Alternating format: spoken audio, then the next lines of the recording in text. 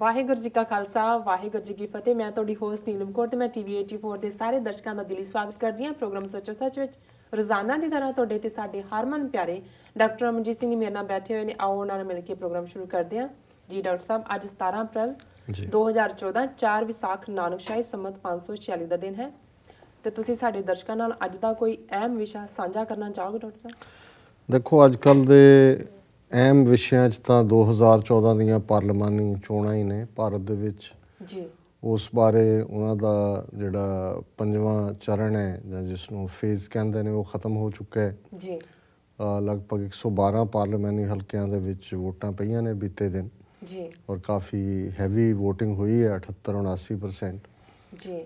ਸਾਡੀ ਕਿਉਂਕਿ ਦਿਲਚਸਪੀ ਸਿੱਖ ਨੁਕਤਾ ਨਿਗਾਹ ਤੋਂ ਪੰਜਾਬ ਦੀਆਂ 13 ਸੀਟਾਂ ਦੇ ਹਵਾਲੇ ਨਾਲ ਜਾਂ ਓਵਰਆਲ ਸਿੱਖ ਧੜਿਆਂ ਜਾਂ ਸਿੱਖ ਪਾਰਟੀਆਂ ਦੀ ਇਸ ਪ੍ਰਤੀ ਨੀਤੀ ਹੈ, ਇਸ ਲਈ ਅਸੀਂ ਉਹਦੇ 'ਤੇ ਹੀ ਜ਼ਿਆਦਾ ਫੋਕਸ ਕਰਦੇ ਹਾਂ ਜਾਂ ਕਰਦੇ ਰਹਾਂਗੇ। ਜੀ ਜੀ। ਇਹਦੇ 'ਚ ਕੋਈ ਸ਼ੱਕ ਨਹੀਂ ਹੈ ਕਿ ਬੀਜੇਪੀ ਔਰ ਕਾਂਗਰਸ ਤਾਂ ਹਿੰਦੂਤਵਾ ਦੀਆਂ ਏ ਅਤੇ ਬੀ ਟੀਮਾਂ ਦੇ ਤੌਰ 'ਤੇ ਪੰਜਾਬ ਦੇ ਵਿੱਚ ਹਰ ਸੰਭਵ ਤਰੀਕੇ ਨਾਲ ਹਰ ਸੀਟ ਜਿੱਤਣ ਦੇ ਲਈ ਸਾਰੇ ਹੀ ਹਥਿਆਰ ਇਸ ਲੜਾਈ ਵਿੱਚ ਝੋਕ ਰਹੀਆਂ ਨੇ। ਜੀ। ਅੰਦਰੂਨੀ ਖਬਰਾਂ ਦੱਸਦੀਆਂ ਨੇ ਵੀ ਕਿਵੇਂ 2-2 ਹਜ਼ਾਰ ਤੋਂ ਲੈ ਕੇ 10-10 ਹਜ਼ਾਰ ਤੱਕ ਇੱਕ ਵੋਟ ਖਰੀਦਣ ਦੇ ਲਈ ਯਤਨ ਸ਼ੁਰੂ ਨੇ। ਜੀ।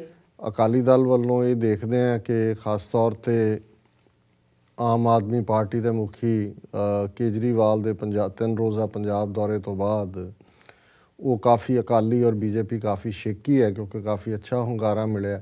ਜੀ। ਸੋ ਹੁਣ ਉਹਨਾਂ ਨੇ ਔਰ ਜਿਵੇਂ ਕੇਜਰੀਵਾਲ ਨੇ ਲੋਕਾਂ ਨੂੰ ਸਲਾਹ ਦਿੱਤੀ ਵੀ ਪੈਸੇ ਵੀ ਲੈ ਲਓ ਜੋ ਦਿੰਦਾ ਹੈ ਪਰ ਵੋਟ ਸਾਨੂੰ ਪਾਇਓ, ਤਾਂ ਉਹਨਾਂ ਨੂੰ ਲੱਗਾ ਕਿ ਵੀ ਕਿਤੇ ਇਹ ਸੱਚੀ ਗੱਲ ਹੀ ਨਾ ਹੋਏ। ਜੀ। ਅਤੇ ਉਹਨਾਂ ਨੇ ਵੀ ਇਹ ਕਹਿਣਾ ਸ਼ੁਰੂ ਕਰ ਦਿੱਤਾ ਹੈ ਕਿ ਵੀ ਤੁਸੀਂ ਜੋ ਉਹਨਾਂ ਦੀ ਹੁਣ ਨੀਤੀ ਅੰਦਰੂਨੀ ਹੈ ਕਿ ਵੀ ਉਹ ਪੈਸੇ ਵੰਡਣਗੇ ਕਿ ਵੋਟ ਨਾ ਪਾਓ। ਜੀ ਜੀ। ਸੋ ਕਿੱਥੋਂ ਤੱਕ ਇਹ ਸੰਭਵ ਹੁੰਦਾ ਹੈ ਤਾਂ ਬਾਅਦ 'ਚ ਦੇਖਣ ਵਾਲੀ ਗੱਲ ਹੈ।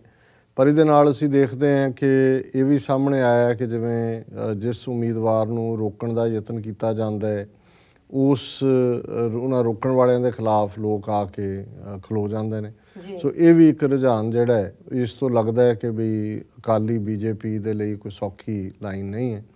ਜਿਵੇਂ ਕ੍ਰਿਕਟਰ ਬਿਸ਼ਨ ਸਿੰਘ ਬੇਦੀ ਨੇ ਐਲਾਨ ਕੀਤਾ ਹੈ ਕਿ ਕਿਉਂਕਿ ਉਹ ਅੰਮ੍ਰਿਤਸਰ ਦੇ ਜੰਮਪਲ ਨੇ ਕਿ ਉਹ ਅਰੁਣ ਜੇਤਲੀ ਦੇ ਖਿਲਾਫ ਆ ਕੇ ਅੰਮ੍ਰਿਤਸਰ 'ਚ ਮੁਹਿੰਮ ਚਲਾਉਣਗੇ ਕਿਉਂਕਿ ਦਿੱਲੀ ਕ੍ਰਿਕਟ ਐਸੋਸੀਏਸ਼ਨ ਦਾ ਵੀ ਜੇਤਲੀ ਪ੍ਰਧਾਨ ਰਿਹਾ ਔਰ ਬਿਸ਼ਨ ਸਿੰਘ ਬੇਦੀ ਨੇ ਕਿਹਾ ਵੀ ਮੈਂ ਇਹਨੂੰ ਐਕਸਪੋਜ਼ ਕਰਾਂਗਾ। ਸੋ ਇਹ ਅੰਦਰੂਨੀ ਕਹਾਣੀ ਹੈ। ਸਾਡਾ ਕੰਟੈਕਸਟ ਪੰਥਕ ਧਿਰਾਂ ਦੇ ਹਵਾਲੇ ਨਾਲ ਅਕਾਲੀ ਦਲ ਅੰਮ੍ਰਿਤਸਰ ਨੇ ਆਪਣੇ ਉਮੀਦਵਾਰ ਸਾਰੀਆਂ ਸੀਟਾਂ 'ਤੇ ਐਲਾਨੇ ਹੋਏ ਨੇ ਔਰ ਉਹਨਾਂ ਦੀ ਚੋਣ ਮੁਹਿੰਮ ਵੀ ਚੱਲ ਰਹੀ ਹੈ। ਦੂਸਰੀਆਂ 2 ਪੰਥਕ ਧਿਰਾਂ ਜਿਨ੍ਹਾਂ ਦੇ ਫੈਸਲੇ ਬਾਰੇ ਅਸੀਂ ਸੋਚਦੇ ਸੀ ਕਿ ਵੀ ਉਹ ਕੀ ਲੈਣਗੇ, ਜਿਨ੍ਹਾਂ ਦੇ ਵਿੱਚ ਅਕਾਲੀ ਦਲ ਪੰਚ ਪ੍ਰਧਾਨੀ ਔਰ ਦਲ ਖਾਲਸਾ, ਉਹਨਾਂ ਦੀਆਂ ਸਟੇਟਮੈਂਟਸ ਤੋਂ ਉਹਨਾਂ ਦੀਆਂ ਹੀ ਪਿਛਲੇ ਕੱਲ੍ਹ ਹੀ ਆਈਆਂ ਨੇ। ਅਕਾਲੀ ਦਲ ਪੰਚ ਪ੍ਰਧਾਨੀ ਨੇ ਸਪਸ਼ਟਤਾ ਦੇ ਨਾਲ ਜਿਹੜਾ ਇਸ ਸਾਰੇ ਚੋਣ ਅਮਲ ਨੂੰ ਹੀ ਰੱਦ ਕਰ ਦਿੱਤਾ ਹੈ ਅਤੇ ਦਲ ਖਾਲਸਾ ਦੇ ਵੀ ਲਗਭਗ ਇਹੋ ਜਿਹੀ ਪੋਜੀਸ਼ਨ ਹੈ। ਦਲ ਖਾਲਸਾ ਨੇ ਵੀ ਕਿਹਾ ਹੈ ਕਿ birds of a feather flock together, ਕਿ ਇੱਕੋ ਨਸਲ ਦੇ ਪੰਛੀ ਇਕੱਠੇ ਹੀ ਉੱਡਦੇ ਨੇ। ਔਰ ਉਹਨਾਂ ਨੇ ਬੀਜੇਪੀ ਔਰ ਕਾਂਗਰਸ ਦੋਨਾਂ ਦੀ ਜਿਹੜੀ ਹੈ ਨਾਲ ਹੀ ਆਮ ਆਦਮੀ ਪਾਰਟੀ ਦਾ ਵੀ ਉਹਨਾਂ ਨੇ ਜ਼ਿਕਰ ਕੀਤਾ ਵੀ ਇਸ ਸਿਸਟਮ 'ਚੋਂ ਸਿੱਖਾਂ ਦੇ ਲਈ ਇਨਸਾਫ ਨਹੀਂ ਨਿਕਲ ਸਕਦਾ, ਇਸ ਲਈ ਉਹ ਇਸ ਪ੍ਰਕਿਰਿਆ ਦਾ ਹਿੱਸਾ ਨਹੀਂ ਨੇ। ਅਕਾਲੀ ਦਲ ਪੰਚ ਪ੍ਰਧਾਨੀ ਦੀ ਹੋਰ ਜ਼ਿਆਦਾ ਡੀਟੇਲਡ ਜਾਂ ਸਿਧਾਂਤਕ ਸਟੇਟਮੈਂਟ ਸਾਹਮਣੇ ਆਈ ਹੈ ਔਰ ਇਸ ਸੰਬੰਧੀ ਉਹਨਾਂ ਦੇ ਜਿਹੜੇ ਪ੍ਰੈਸ ਸਕੱਤਰ ਨੇ ਐਡਵੋਕੇਟ ਜਸਪਾਲ ਸਿੰਘ ਮੰਝਪੁਰ, ਉਹਨਾਂ ਦੀ ਸਟੇਟਮੈਂਟ ਉਹਨਾਂ ਨਾਲ ਅੱਜ ਟੀਵੀ 84 ਨਿਊਜ਼ 'ਤੇ ਵੀ ਗੱਲਬਾਤ ਹੋਏਗੀ ਕਿ ਉਹ ਇਸ ਨਤੀਜੇ 'ਤੇ ਕਿਵੇਂ ਜਾਂ ਕਿਉਂ ਪਹੁੰਚੇ ਨੇ ਕਿ ਉਹਨਾਂ ਨੇ ਚੋਣ ਪ੍ਰਕਿਰਿਆ 'ਚ ਜਿਹੜਾ ਉਹ ਹਿੱਸਾ ਨਹੀਂ ਲੈਣਾ।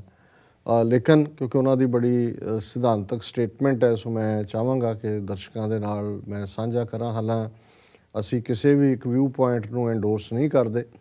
ਅਸੀਂ ਸਮਝਦੇ ਹਾਂ ਕਿ ਇਸ ਬਾਰੇ ਚੋਣ ਪ੍ਰਕਿਰਿਆ 'ਚ ਸ਼ਾਮਲ ਹੋਣਾ ਜਾਂ ਨਾ ਹੋਣਾ, ਇਸ ਬਾਰੇ 2 ਰਾਵਾਂ ਰਹੀਆਂ ਨੇ। ਚੋਣਾਂ 'ਚੋਂ ਬਾਈਕਾਟ ਵੀ ਇਸ ਬਾਰੇ ਨਿਕਲਦਾ ਰਿਹਾ। ਹਾਲਾਂਕਿ ਅਕਾਲੀ ਦਲ ਪੰਚ ਪ੍ਰਧਾਨੀ ਨੇ ਪੰਜਾਬ ਵਿਧਾਨ ਸਭਾ ਦੀਆਂ ਚੋਣਾਂ ਵੀ ਲੜੀਆਂ ਨੇ, ਸ਼੍ਰੋਮਣੀ ਕਮੇਟੀ ਦੀਆਂ ਵੀ ਲੜੀਆਂ। ਸੋ ਹੁਣ ਉਹ ਕਿਵੇਂ ਇਸ ਨਤੀਜੇ 'ਤੇ ਪਹੁੰਚੇ ਨੇ ਇਹਦਾ ਜਵਾਬ ਤਾਂ ਉਹੀ ਦੇਣਗੇ ਅੱਜ ਦੇ ਇੰਟਰਵਿਊ 'ਚ ਵੀ ਔਰ ਆਉਣ ਵਾਲੇ ਦਿਨਾਂ 'ਚ ਵੀ। ਅਸੀਂ ਦਲ ਖਾਲਸਾ ਦੇ ਨੁਮਾਇੰਦੇ ਨਾਲ ਵੀ ਗੱਲਬਾਤ ਕਰਾਂਗੇ। ਪਰ ਜਿਹੜੀ ਸਟੇਟਮੈਂਟ ਇਹਨਾਂ ਦੀ ਆਈ ਹੈ ਉਹਦੇ 'ਚ ਉਹਨਾਂ ਨੇ ਇਹ ਕਿਹਾ ਹੈ, ਉਹਦੀ ਜਿਹੜੀ ਸੁਰਖੀ ਹੈਡਲਾਈਨ ਦੀ ਇਹ ਹੈ ਕਿ ਹਿੰਦੁਸਤਾਨ ਦਾ ਚੋਣ ਅਮਲ ਭਾਰਤੀ ਉਪ ਮਹਾਦੀਪ ਵਿੱਚ ਵਸਦੀਆਂ ਕੌਮਾਂ ਦੀ ਆਜ਼ਾਦੀ ਦਾ ਬਦਲ ਨਹੀਂ ਹੈ।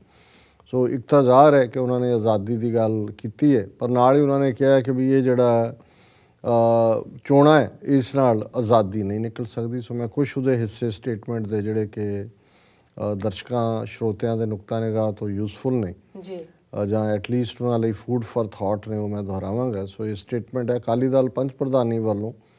ਅੱਜ ਇੱਕ ਨੀਤੀਗਤ ਬਿਆਨ ਵਿੱਚ ਕਿਹਾ ਗਿਆ ਹੈ ਕਿ ਹਿੰਦੁਸਤਾਨ ਦਾ ਚੋਣ ਅਮਲ ਭਾਰਤੀ ਉਪ ਮਹਾਂਦੀਪ ਵਿੱਚ ਵਸਦੀਆਂ ਵੱਖ-ਵੱਖ ਕੌਮਾਂ ਅਤੇ ਸੱਭਿਆਚਾਰਾਂ ਦੀ ਆਜ਼ਾਦੀ ਦਾ ਬਦਲ ਨਹੀਂ। ਇਹ ਚੋਣ ਅਮਲ ਵਿਪਰਵਾਦੀ ਤਾਨਾਸ਼ਾਹੀ ਰਾਜ ਪ੍ਰਬੰਧ ਉੱਤੇ ਲੋਕਤੰਤਰ ਦਾ ਨਕਾਬ ਚੜਾਉਣ ਦੀ ਕਵਾਇਦ ਹੈ। ਪੰਚ ਪ੍ਰਧਾਨੀ ਨੇ ਹਿੰਦੁਸਤਾਨ ਦੇ ਚੋਣ ਅਮਲ ਨੂੰ ਲੋਕਤੰਤਰ ਦੇ ਨਾਂ ਉੱਤੇ ਰਈਅਤ ਨਾਲ ਕੀਤਾ ਜਾ ਰਿਹਾ ਮਹਾਂ ਛਲ ਕਰਾਰ ਦਿੱਤਾ ਹੈ ਕਿ ਇਹ ਇੱਕ ਵੱਡਾ ਧੋਖਾ ਹੈ। ਔਰ ਫਿਰ ਅੱਗੋਂ ਉਹਨਾਂ ਦੀ ਸਟੇਟਮੈਂਟ ਕਹਿੰਦੀ ਹੈ ਕਿ ਸਰਮਾਏਦਾਰੀ ਘਰਾਣਿਆਂ ਦੇ ਕਠਪੁਤਲੇ ਦੋ ਮੁੱਖ ਵਿਪਰਵਾਦੀ ਰਾਜਸੀ ਕੁਲੀਨ ਧੜਿਆਂ ਅਤੇ ਵਿਪਰਵਾਦੀ ਸਟੇਟ ਦੀ ਅਧੀਨਗੀ ਮੰਨਣ ਵਾਲੀ ਇਹ ਘੱਟ ਗਿਣਤੀਆਂ ਦਲਿਤਾਂ ਅਤੇ ਪਛੜੇ ਵਰਗਾਂ ਦੇ ਨੇਤਾਵਾਂ ਦੇ ਧੜਿਆਂ ਵੱਲੋਂ ਮੀਡੀਆ, ਧੱਕੇਸ਼ਾਹੀ, ਪੈਸਾ, ਨਸ਼ੇ ਅਤੇ ਹੋਰ ਲਾਲਚਾਂ ਦੀ ਵਰਤੋਂ ਨੇ ਆਮ ਰਈਅਤ ਦੇ ਅਸਲ ਪ੍ਰਤੀਨਿਧ ਚੁਣਨ ਦੀ ਸੰਭਾਵਨਾ ਨੂੰ ਬਿਲਕੁਲ ਹਾਸ਼ੀਏ ਉੱਤੇ ਧੱਕ ਦਿੱਤਾ ਹੈ। ਆਮ ਰਈਅਤ ਨੂੰ ਗੁਲਾਮ ਬਣਾ ਕੇ ਰੱਖਣ ਲਈ ਪੂਰੀ ਤਰ੍ਹਾਂ ਕਾਬੂ ਕੀਤੇ ਹੋਏ ਇਸ ਚੋਣ ਅਮਲ ਵਿੱਚ ਸਿਰਫ ਵਿਪਰਵਾਦੀ ਸਟੇਟ ਦਾ ਥਾਪੜਾ ਪ੍ਰਾਪਤ ਧੜੇ ਹੀ ਪ੍ਰਵਾਨ ਹਨ ਕਿ ਜਿਹਨੂੰ ਬ੍ਰਾਹਮਣਵਾਦੀਆਂ ਨੇ ਕਿਹਾ ਉਹੀ ਧੜੇ ਜਿਹੜੇ ਨੇ ਉਹ ਅੱਗੇ ਇਸ ਵੱਲ ਤੁਰਨਗੇ। ਔਰ ਉਹਨਾਂ ਨੇ ਇਹ ਕਿਹਾ ਵੀ ਭਾਵੇਂ ਮੀਡੀਆ ਹੋਏ, ਧੱਕੇਸ਼ਾਹੀ ਹੋਏ, ਪੈਸਾ ਹੋਏ, ਇਹਨਾਂ ਸਾਰਿਆਂ ਦੀ ਦੁਰਵਰਤੋਂ ਕੀਤੀ ਜਾ ਰਹੀ ਜੀ। ਅੱਗੋਂ ਇਹ ਸਟੇਟਮੈਂਟ ਕਹਿੰਦੀ ਹੈ ਕਿ ਭਾਰਤ ਦੇ ਚੋਣ ਅਮਲ ਦਾ ਮੌਜੂਦਾ ਵਿਹਾਰਕ ਰੂਪ ਰਈਅਤ ਅਤੇ ਰਈਅਤ ਲਈ ਵਿਰੋਧਾਭਾਸ, ਨਾਉਮੀਦੀ, ਫਿਰਕੂ ਅਫਰਾ ਤਫਰੀ ਦੇ ਉੱਠੇ ਗੁਬਾਰ ਵਿੱਚ ਹੈ। ਆਗੂਆਂ ਨੇ ਕਿਹਾ ਹੈ ਕਿ ਇਹ ਤਮਾਸ਼ੇ ਦੀ ਨਿਆਈ ਹੈ ਜਿਸ ਵਿੱਚ ਸਰਬੱਤ ਦੇ ਭਲੇ ਨਾਲ ਸੰਬੰਧਿਤ ਅਸਲ ਮਾਮਲਿਆਂ ਦੀ ਥਾਂ ਕੂੜ ਪ੍ਰਚਾਰ, ਗੈਰ ਮੁੱਦਿਆਂ ਅਤੇ ਤੁੱਛ ਵਿਅਕਤੀਗਤ ਚਰਚਾਵਾਂ ਨੇ ਇਸ ਥਾਂ ਨੂੰ ਲੈ ਲਿਆ ਹੈ।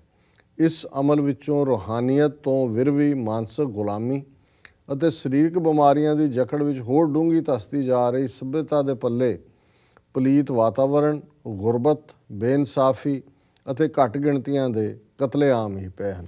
ਸੋ ਅੱਗੇ ਵੀ 2-3 ਪੈਰਾਗ੍ਰਾਫ ਨੇ, ਪਰ ਮੈਂ ਸਮਝਦਾ ਵੀ ਇਹਦੇ 'ਚ ਥੋੜ੍ਹੀ ਜਿਹੀ ਝਲਕ ਮਿਲ ਜਾਂਦੀ ਹੈ ਕਿ ਉਹਨਾਂ ਨੇ ਕਿਹਾ ਵੀ ਇਹ ਸਾਰਾ ਵਿਪਰਵਾਦ ਹੈ, ਇਹ ਸਾਰਾ ਛਲਾਵਾ ਹੈ। ਇਹਦੇ 'ਚੋਂ ਨਾ ਘੱਟ ਗਿਣਤੀਆਂ ਦੀ ਆਜ਼ਾਦੀ ਦਾ ਸੰਕਲਪ ਉਹ ਮੂਰਤੀਮਾਨ ਹੋ ਸਕਦਾ ਹੈ, ਨਾ ਲੋਕਾਂ ਦੇ ਮੁੱਢਲੇ ਮਸਲੇ ਹੱਲ ਹੋ ਸਕਦੇ ਨੇ। ਔਰ ਇਹ ਜਿਹੜਾ ਰਈਅਤ ਦੇ ਲਈ, ਰਈਅਤ ਲੋਕਾਂ ਨੂੰ ਕਹਿੰਦੇ ਨੇ, ਉਹਨਾਂ ਦੇ ਲਈ ਵਿਰੋਧਾਭਾਸ ਹੈ, ਨਾ ਉਮੀਦੀ ਹੈ, ਫਿਰਕੂ ਅਫਰਾ ਤਫਰੀ ਹੈ, ਉਸ ਦਾ ਉੱਠਿਆ ਇੱਕ ਗੁਬਾਰ ਹੈ ਕਿ ਵੀ ਸਾਰਾ ਕੁਛ ਇੱਕ ਮਿਸਟਰੀ ਹੈ। ਪਰ ਇਸ 'ਚੋਂ ਜਿਹੜੇ ਲੋਕਾਂ ਦੇ ਮਸਲੇ ਨੇ ਨਾ ਉਹ ਹੱਲ ਹੋਣੇ ਨੇ ਅਤੇ ਨਾ ਹੀ ਘੱਟ ਗਿਣਤੀਆਂ ਦੇ ਲਈ ਜਿਹੜਾ ਹੈ ਇਸ 'ਚੋਂ ਕੁਛ ਨਿਕਲੇਗਾ। ਸੋ ਅਸੀਂ ਸਮਝਦੇ ਹਾਂ ਵੀ ਇੱਕ ਡਿਬੇਟ ਹੈ ਜਿਹੜੀ ਕਿ ਪੰਥ ਦੇ ਵਿੱਚ ਪਹਿਲਾਂ ਵੀ ਰਹੀ, ਬਾਈਕਾਟ ਜਾਂ ਨਾ ਬਾਈਕਾਟ ਕਰਨ ਦੇ ਨਾਂ ਥੱਲੇ। ਹੁਣ ਜਦੋਂ ਅਸੀਂ ਦਮਦਮੀ ਟਕਸਾਲ ਦੇ ਹਵਾਲੇ ਨਾਲ ਦੇਖਦੇ ਹਾਂ ਜਿਸ ਨੂੰ ਸੰਤ ਸਮਾਜ ਦਾ ਨਾਂ ਦੇ ਕੇ ਜਿਹੜਾ ਹੈ ਉਹ ਪ੍ਰਚਾਰਿਆ ਜਾਂਦਾ ਹੈ, ਹੋਰ ਵੀ ਕਿਹਾ ਜਾਂਦਾ ਹੈ ਕਿ ਬਹੁਤ ਸਾਰੇ ਸੰਤਾਂ ਮਹਾਂਪੁਰਖਾਂ ਨਾਲ ਗੱਲਬਾਤ ਹੋਈ ਹੈ। ਸੋ ਉਹਨਾਂ ਦੀ ਸਟੇਟਮੈਂਟ ਪਹਿਲਾਂ ਤਾਂ ਡਿਫਰੈਂਟ ਸੀ ਕਿ ਜੀ ਮਾਨ ਨੂੰ ਹਮਾਇਤ ਦਿੱਤੀ, ਫਿਰ ਉਹਨਾਂ ਨੇ ਕਲੀਅਰ ਕੀਤਾ ਨਹੀਂ ਜੀ ਮਾਨ ਸਾਹਿਬ ਤਾਂ ਸਾਡੇ ਖਿਲਾਫ ਬੋਲਦੇ ਨੇ, ਅਸੀਂ ਨਹੀਂ ਦਿੱਤੀ, ਅਕਾਲੀ ਦਲ ਬਾਦਲ ਨੂੰ ਦਿੱਤੀ। ਹੁਣ ਅੱਜ ਉਹਨਾਂ ਦੀ ਅਸੀਂ ਇਹ ਵੀ ਸਟੇਟਮੈਂਟ ਦੇਖਦੇ ਹਾਂ ਕਿ ਉਹਨਾਂ ਨੇ ਕਿਹਾ ਕਿ ਜੀ ਅਸੀਂ ਸਿਰਫ ਅਕਾਲੀ ਦਲ ਦੇ 10 ਉਮੀਦਵਾਰਾਂ ਨੂੰ ਹਮਾਇਤ ਦੇ ਰਹੇ, ਬੀਜੇਪੀ ਦੇ 3 ਉਮੀਦਵਾਰਾਂ ਨੂੰ ਨਹੀਂ ਦੇ ਰਹੇ ਕਿਉਂਕਿ ਇਹ ਵੀ ਸ਼ਾਮਲ ਨੇ ਘੱਲੂ ਘਾਰੇ ਕਰਵਾਉਣ ਵਾਲੀ ਨੀਤੀ ਦੇ। ਸੋ ਉੱਥੇ ਇਸ ਕਿਸਮ ਦਾ ਇੱਕ ਪਾਸਾ ਤਾਂ ਇਹ ਹੈ, ਇੱਕ ਪਾਸੇ ਪੰਥਕ ਧਿਰ ਦਾ ਜਿਹੜਾ ਇੱਕ ਹਿੱਸਾ ਹੈ ਉਹ ਆਮ ਆਦਮੀ ਪਾਰਟੀ ਦੇ ਜਹਾਜ਼ 'ਤੇ ਚੜ੍ਹਿਆ, ਸ਼੍ਰੋਮਣੀ ਅਕਾਲੀ ਦਲ ਅੰਮ੍ਰਿਤਸਰ ਚੋਣ ਮੈਦਾਨ 'ਚ ਕੁੱਦਿਆ, ਪੰਚ ਪ੍ਰਧਾਨੀ ਦਲ ਖਾਲਸਾ ਨੇ ਕਿਨਾਰਾਕਸ਼ੀ ਕਰ ਲਈ ਹੈ। ਸੋ ਅਸੀਂ ਸਮਝਦੇ ਹਾਂ ਵੀ ਵੈਰੀਆਂ ਦੀ ਸਟਰੈਂਥ ਤਾਂ ਏ ਟੀਮ ਹੋਏ, ਬੀ ਟੀਮ ਹੋਏ ਜਾਂ ਨਵੀਂ ਬਿਲਟ ਹੋ ਰਹੀ ਸੀ ਟੀਮ ਹੋਏ, ਉਹਦੇ 'ਚ ਉਹਨਾਂ ਦੀ ਪੂਰੀ ਹੈ। ਉਹ ਭਾਵੇਂ 78% ਵੋਟਾਂ ਪੈਣ, 80 ਪੈਣ, 50 ਪੈਣ, 60 ਪੈਣ, ਪਰ ਜਿਹੜੀ ਸਾਡੀ ਧਿਰ ਪਹਿਲਾਂ ਹੀ ਮਾਈਨੋਰਟੀ ਦੇ ਵਿੱਚ ਸੀ, ਆਜ਼ਾਦੀ ਪਸੰਦ ਸੰਘਰਸ਼ ਪੱਖੀ ਤਰ੍ਹਾਂ ਦੀ, ਅਸੀਂ ਵੀ ਜਿਹੜਾ ਹੈ ਉਹ ਆਲਮੋਸਟ 4 ਡਾਇਰੈਕਸ਼ਨਸ ਦੇ ਵਿੱਚ ਜਾਂ 4 ਨਹੀਂ ਤਾਂ 3 ਡਾਇਰੈਕਸ਼ਨਸ ਦੇ ਵਿੱਚ ਚਲੇ ਗਏ। ਉਹਦੇ 'ਚ ਸ਼੍ਰੋਮਣੀ ਅਕਾਲੀ ਦਲ ਅੰਮ੍ਰਿਤਸਰ 'ਚ ਲੜ ਰਿਹਾ ਚੋਣ, ਉਹਨਾਂ ਦੇ ਵਰਕਰ ਪੂਰੇ ਜੀ ਜਾਨ ਦੇ ਨਾਲ ਉਹਨਾਂ ਦੀ ਜਿੱਤ ਨੂੰ ਯਕੀਨੀ ਬਣਾਉਣ ਲਈ ਐਫਰਟ ਕਰ ਰਹੇ ਨੇ, ਲੇਕਿਨ ਦਲ ਖਾਲਸਾ ਪੰਚ ਪ੍ਰਧਾਨੀ ਨੇ ਕਿਨਾਰਾਕਸ਼ੀ ਕਰਕੇ ਚੋਣ ਪ੍ਰੋਸੈਸ ਤੋਂ ਹੱਥ ਧੋ ਲਏ ਨੇ। ਔਰ ਇੱਕ ਤਬਕਾ ਜਿਹੜਾ ਉਹ ਆਮ ਆਦਮੀ ਪਾਰਟੀ ਵੱਲ ਹੋਪ ਦੇ ਨਾਲ ਕਿ ਜਿਹਦੇ 'ਚੋਂ ਕੁਛ ਨਿਕਲੇਗਾ। ਹਾਲਾਂਕਿ ਅੱਜ ਹੀ ਸਰ ਸਿਮਰਜੀਤ ਸਿੰਘ ਮਾਨ ਦੀ ਮੈਂ ਸਟੇਟਮੈਂਟ ਵੀ ਦੇਖੀ ਹੈ, ਉਹਨਾਂ ਨੇ ਕਿਹਾ ਜੀ ਵੀ ਬੇਸ਼ੱਕ ਅਸੀਂ ਵਰਕਰਾਂ ਦੀ ਮਰਜ਼ੀ ਨੂੰ ਮੁੱਖ ਰੱਖਦਿਆਂ ਹੋਇਆਂ ਆਮ ਆਦਮੀ ਪਾਰਟੀ ਨਾਲ ਵੀ ਗੱਲਬਾਤ ਤੋਰੀ ਸੀ, ਪਰ ਉਹਨਾਂ ਵੱਲੋਂ ਕੋਈ ਹੁੰਗਾਰਾ ਨਹੀਂ ਮਿਲਿਆ ਜਾਂ ਉਹ ਦੌੜ ਗਏ, ਕਿਉਂਕਿ ਉਹ ਸਿੱਖਾਂ ਦੇ ਆਜ਼ਾਦੀ ਪਸੰਦ ਵਾਲੀ ਜਿਹੜੇ ਏਜੰਡਾ ਹੈ ਉਸ ਦੇ ਨਾਲ ਉਹ ਆਪਣੇ ਆਪ ਨੂੰ ਨਹੀਂ ਜੋੜਨਾ ਚਾਹੁੰਦੇ, ਕਿਉਂਕਿ ਉਹ ਬਹੁ ਗਿਣਤੀ ਹਿੰਦੂਆਂ ਦੀ ਵੋਟਾਂ ਦੇ ਟੇਕ ਰੱਖਦੇ ਨੇ। ਸੋ ਇਸ ਲਈ ਉਹਨਾਂ ਨੇ ਕਿਹਾ ਕਿ ਵੀ ਇਹ ਬਿਲਕੁਲ ਫੋਨੀ ਜਿਹੀ ਗੱਲ ਹੈ। ਸੋ ਅਸੀਂ ਸਮਝਦੇ ਹਾਂ ਵੀ ਮੈਂ ਜਦੋਂ ਇਹਨੂੰ ਦੇਖਦਾ ਤਾਂ ਮੈਨੂੰ ਇਹ ਲੱਗਦਾ ਵੀ ਸਾਡੀ ਤਾਕਤ ਬੁਰੀ ਤਰ੍ਹਾਂ ਤਿੰਨ ਹਿੱਸਿਆਂ 'ਚ ਵੰਡੀ ਗਈ ਹੈ ਜੀ, ਔਰ ਉਹ ਭਾਵੇਂ ਸ਼ਮੂਲੀਅਤ ਹੈ ਜਾਂ ਨਹੀਂ ਹੈ, ਪਰ ਕੁੱਲ ਮਿਲਾ ਕੇ ਅਸੀਂ ਜਿਹੜੀ ਸਾਡੀ ਧਿਰ ਹੈ ਪੰਥਕ ਆਜ਼ਾਦੀ ਵਾਲੀ, ਉਹ ਇੱਕ ਕਮਜ਼ੋਰ ਹੀ ਬਣ ਗਈ ਹੈ, ਕਿਉਂਕਿ ਆਪਣੀ ਸਟਰੈਂਥ ਵੀ ਜਿੰਨੀ ਕੁ ਅਸੀਂ ਸੀ ਉਹ ਅਸੀਂ ਡਿਵਾਈਡਡ ਹੋ ਗਏ ਜੀ। ਬਾਕੀ ਕੀ ਨਿਕਲਦਾ ਹੈ, ਕਾਂਗਰਸ ਕੀ ਕਰਦੀ ਹੈ, ਬੀਜੇਪੀ ਕੀ ਕਰਦੀ ਹੈ, ਆਮ ਆਦਮੀ ਪਾਰਟੀ ਕਿਹਦਾ ਕਿੰਨਾ ਡੈਮੇਜ ਕਰੇਗੀ, ਪਰ ਸਾਡਾ ਡੈਮੇਜ ਉਹਨੇ ਕਰ ਦਿੱਤਾ ਪਹਿਲਾਂ ਹੀ, ਜੀ, ਕਿਉਂਕਿ ਇੱਕ ਤਬਕਾ ਉਹਨਾਂ ਦੇ ਜਹਾਜ਼ ਤੇ ਚੜ੍ਹ ਗਿਆ। ਜੀ, ਸੋ ਬਾਕੀ ਤਾਂ ਦੇਖੋ ਆਉਣ ਵਾਲੇ ਦਿਨਾਂ 'ਚ ਹੋਰ ਕੀ ਨਜ਼ਰ ਆਉਂਦਾ ਹੈ। ਜੀ ਡਾਕਟਰ ਸਾਹਿਬ, ਮੁੱਖ ਵਿਸ਼ੇ ਦੀ ਜਾਣਕਾਰੀ ਦੇਣ ਲਈ ਤੁਹਾਡਾ ਬਹੁਤ ਬਹੁਤ ਧੰਨਵਾਦ। ਇਸ ਦੇ ਨਾਲ ਇਹਨੇ ਬ੍ਰੇਕ। ਵੀਅਰਸ ਤੁਸੀਂ ਕਿਤੇ ਨਹੀਂ ਜਾਣਾ, ਮਿਲਦੇ ਹਾਂ ਛੋਟੇ ਵਕਫੇ ਤੋਂ ਬਾਅਦ।